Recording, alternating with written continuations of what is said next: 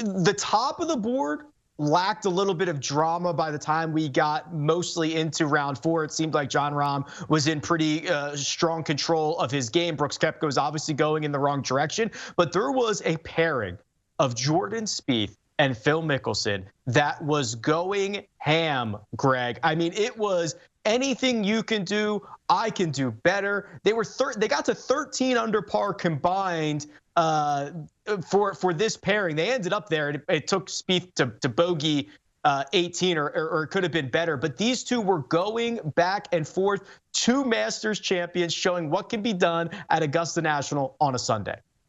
Yeah, it's amazing when the weather turns, you get a little sunshine. All of a sudden, these guys stand out. But what amazes me about this is every year at Augusta National, there are a select few players, and they don't all show up at the same time every year.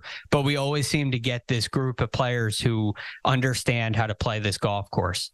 They show up on a Sunday, whether they have a chance to win or not. And it's a really special day for him. And you could see, how much fun Jordan Spieth was having. You could see how much fun Phil Mickelson was having. They loved taking on the shots that they had to take on today. And it felt like they were pushing each other. It felt like it was a mano-a-mano battle. It almost felt like a singles match play event in a Ryder Cup, which was really cool to watch. And they are so similar in their style as well. Kyle was tweeting about this earlier, and I couldn't agree more. They're a little wild off the tee. They're phenomenal iron players. Part of the reason why they have such great success here. Imaginative and unbelievable, legendary short games.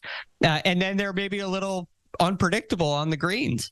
But today was one of those days where they were putting the ball in play for the most part, and they were attacking flag sticks. And, both of them probably could have shot even lower. Right? You have a 65 out of Phil, 66 out of Jordan, and they probably, at least for Jordan, it probably pretty easily could have gotten down to 63. And for Phil, he probably feels like it could have gotten down to 63 as well.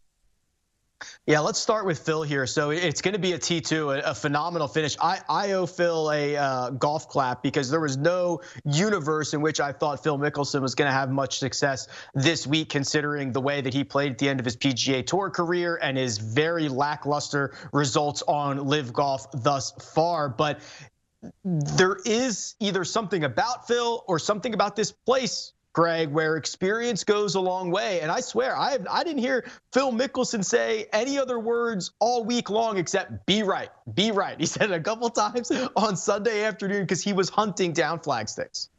There is definitely a style of player that seems to jive with this golf course. And they seem to be players who curve the ball a lot in many respects. Not everybody who's had success here fits this mold, but it's almost like a player like Phil Mickelson feels here like he has room. And when he has room, his imagination takes over. His visual commitment to a shot gets to a completely different level. And all of a sudden, the ball is going to do something when it lands. And he doesn't have to land it right on the flagstick like a dart. He can land it on the edge of a slope that's 10, 15 feet away and feed it down to the flag. And he knows where those spots are. And I think that's a really big advantage for him. And you think about players like Fred Couples, who made the cut here this week, became the oldest player to ever make a cut. How does Fred Couples beat Rory McIlroy in the game of golf and Justin Thomas? It doesn't add up. But this place brings something out in a select few very special players, and Phil Mickelson absolutely fits that mold.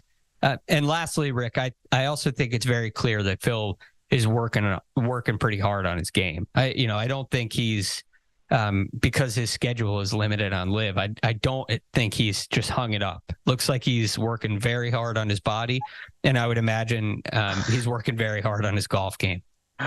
I also think there was part of him that wanted to say, hey, let me show you what I can still do out here. All the things that you people have said about me for the last 18 months or whatever it's been. Justin Wright had a great little nugget. So Phil Mickelson has shot a 65 at the Masters before. He's done it. It was before Tiger Woods turned pro. Think about that. Really? Phil's wow. last two Last two 65s at Augusta National, 9,860 days apart. Tiger has been a professional for 9,719 days. The greatest thing about Phil Mickelson has always been and will always be his longevity. Right. He didn't start winning prolifically, especially majors, until much later in his career. The PGA Championship over the age of 50, the consistency of his official world golf rankings, the legacy for Phil off the golf course will be determined, who knows, in the next 10 or 15 years. The legacy on the golf course for Phil Mickelson, Greg, is longevity. And there's no one else probably in our game that could ever match that. The only player who comes to mind for me would be like a Vijay Singh, with all the success that Vijay Singh had after the age of 40, but it didn't include a major championship. So yeah, I agree with you, Rick. Phil's longevity is really impressive, and I think it goes back to effort, the attention that he's put into his body and his health and his nutrition. And I mean, these are going back to things he said when he won the PGA at nearly 51 years of age. Hey, I can't eat the way that I want to eat. It takes a little bit more effort for me to get myself in shape. And it affects my focus on the golf course, which is another thing that he has had to work really hard on. And I do believe that what Augusta National asks for makes it easier for Phil to focus, because there's so much going on in every single shot, and every single shot has so much uniqueness to it, whether it's the unevenness of the lie, the slopes on the green around the hole location, the shape of the hole on the tee shot. I think all these things just captivate Phil. And that's why, in addition to the distance that he's maintained, that's why he's able to compete here. And it's really something special to watch.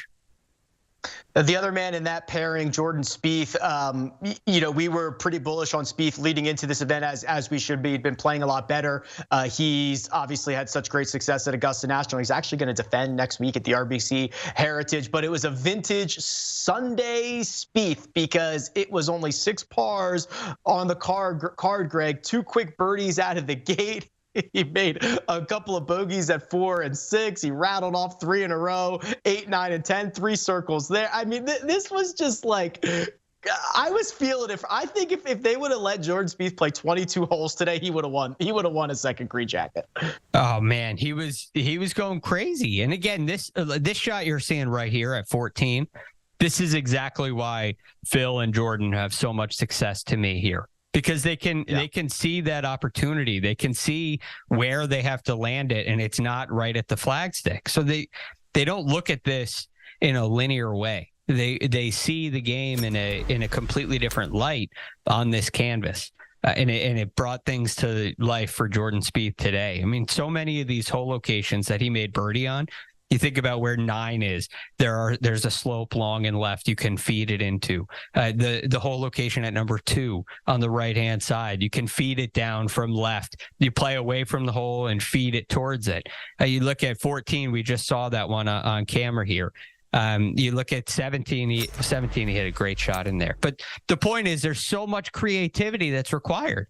And I don't think there's any 2 in the game that are more creative than Phil and Jordan Spieth. Maybe there are some that are kind of up there in that echelon, but these would be my top 2.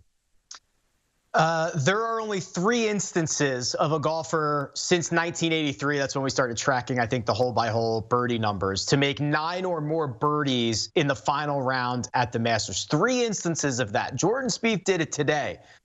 Jordan Spieth also did it in 2018, and then David Toms did it in 1998. So 3 instances ever. Jordan Spieth has 2 of them in the last 5 years.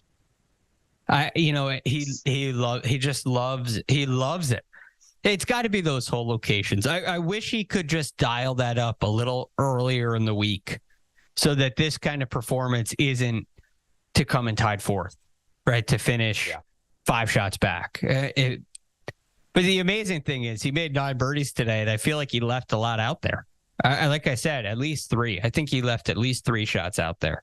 And then I'm forced to think back to what he did on Thursday and the decision he makes from the pine straw on number 13 to go for the green in 2. And he ends up hitting it into the water short of the green and make 6. And you start to add these little tiny decisions up. You start to see how a tournament like this unfolds, and you realize that you have to take a little bit of a different tack early in the week. You can't take on risk like that. You shoot yourself out of the tournament on Thursday. You end up finishing tied 4th. It leaves me wondering what could have been.